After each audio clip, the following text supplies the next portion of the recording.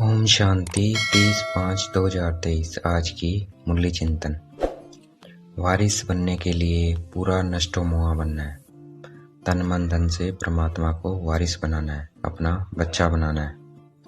साकार बाप ब्रह्मा बाबा को पूरा फॉलो करना है, पूरा फॉलो करना है।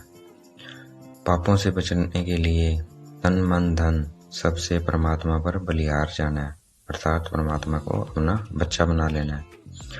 फिर ट्रस्टी होकर संभालना है। फिर बाबा मालिक और मैं कौन, संभालने वाला, निमित्त।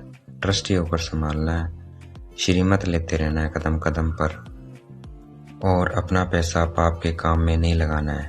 पाप आत्मा को दान नहीं देना है। अगर किसी के पास धन है तो उसे रूहानी हॉस्पिटल खोलनी चाहिए, इससे बहुतों की आशीर्वाद मिलेगी और पाप से भी बच जाएंगे, पाप नहीं लगेगा। तो हमें ये सब काम करने हैं पाप से बचने के लिए, पापों से बचने के लिए। पाप आत्मा भारत ही पाप आत्मा पुण्य आत्मा बनता है। कलयुग में पाप आत्माएं हैं और सतयुग में पुण्य आत्माएं होती हैं। इसलिए भारतवासी पतित पावन कहकर परमात्मा को बुलाते हैं, क्योंकि अब कलयुग है और सब पतित हैं और पावन बनना चाहते हैं। इसलिए पतित पावन परमात्मा को बुलाते हैं पावन बनाने के लिए। जैसे परमात्मा ने माताओं को आगे रखा, माता को गुरु बनाया। तुम ही माता पिता में गायन है जो उसमें माताओं को आगे रखा। लक्ष्मी नारायण में लक्ष्मी को आगे रखा। राधे कृष्ण में राधे को आगे रखा। तो वैसे ही हमें पुरुषों को, वैसे ही माताओं को आगे रखना है, उनकी संभाल करनी है, उनका रिगार्ड रखना है। बीके ज्ञान नदियां हैं, सबसे बड़ी ज्ञान नदी ब्रह्मा है, ब्रह्मा बाबा है। तो कलयुग में ब्रह्मपुत्रा पर नदी पर मेला लगता है बहुत बड़ा। ब्रह्मपुत्रा नदी और सागर के संगम पर बहुत बड़ा मेला लगता है शिव जयंती के दिन। वो मेला इसीलिए लगता है, इसी कारण लगता है, बीके ज्ञान नदियों के कारण। बीके ज्ञान नदियों का और परमात्मा का जब संगम होता है तब उसकी यादगार ये मेला लगता है।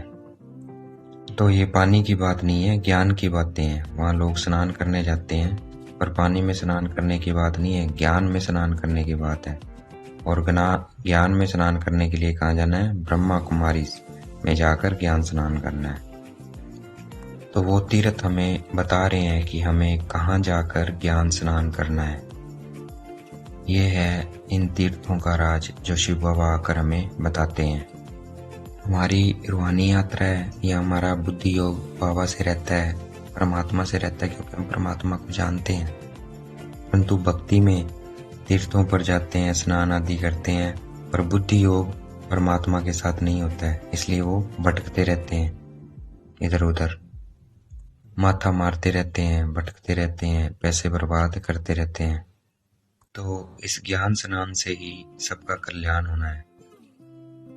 परमात्मा इस संगम पर सिर्फ एक ही बार आकर ये मत देते हैं कि मुझसे योग लगाओ, मुझे याद करो। ऐसा कोई नहीं कह सकता है। सन्यासियों का हद का सन्यास है, उनका निवृत्ति मार्ग है, अर्थात वो घर बार छोड़ देते हैं।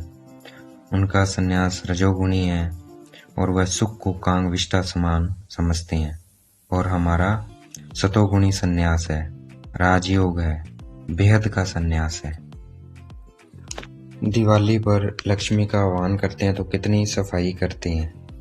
तो अभी सारी दुनिया की सफाई होनी है, क्योंकि 5 तत्व भी अब तमो प्रधान से सतो प्रधान बनने हैं। इसलिए अब सारी दुनिया की सफाई होनी है।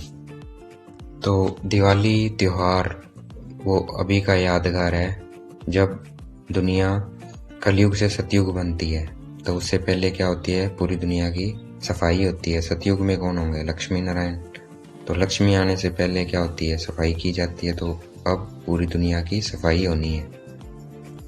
अभी क्या है, इत्र छिड़कते हैं, फूलों की खुशबू करते हैं, परंतु सतयुग में इत्र और फूलों की खुशबू करनी नहीं पड़ती है। वहाँ से ये खुशबू क्या होती है? नेचुरल होती है।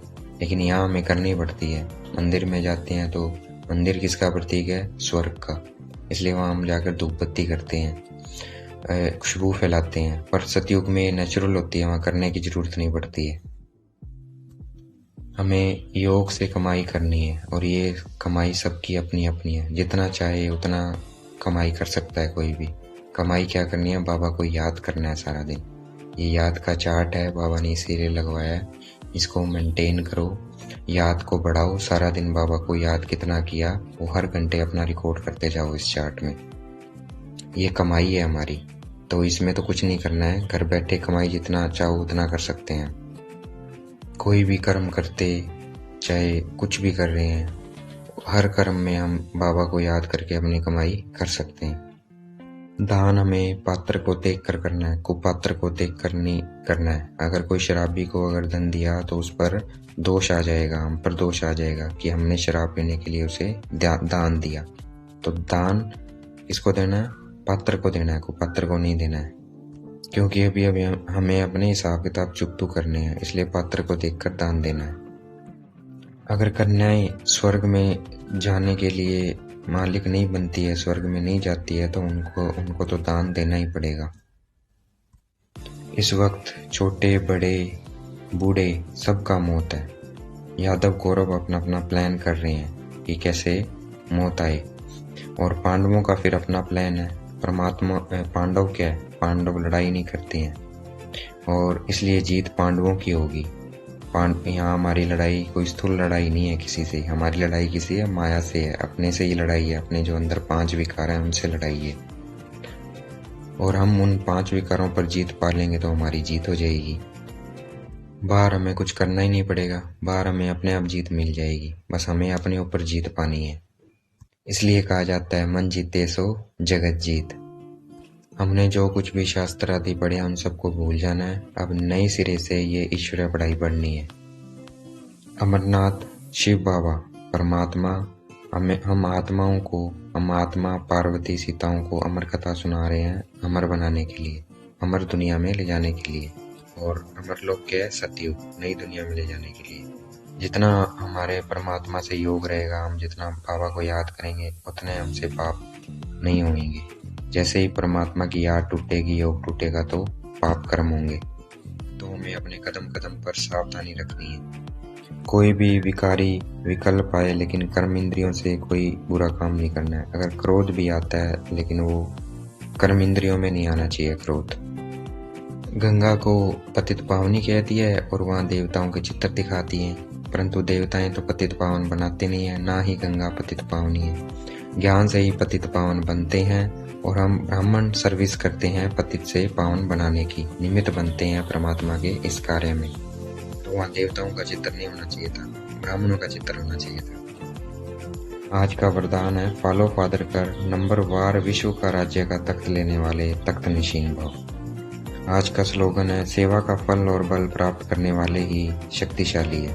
अच्छा, ओम शांति। शुक्रिया मेरे बाबा, शुक्रिया।